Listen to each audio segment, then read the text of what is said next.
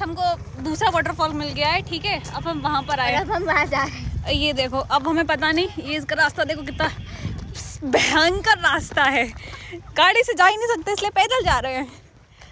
और पहले हमने भैया से डिस्कस कर लिया है कि हमने चुनौतियों को पार अरे यार संडे संडे नहीं खराब करना हमें अपना, संडे हम अच्छे से ही बनाएंगे, भले ही चाहे कहीं कहीं वाटरफॉल को नहीं जाए। अब चाहे पैदल जाना पड़े, गाड़ी से जाना पड़े, या फिर कैसे भी जाना पड़े। देखो भाई कितनी चढ़ाई है।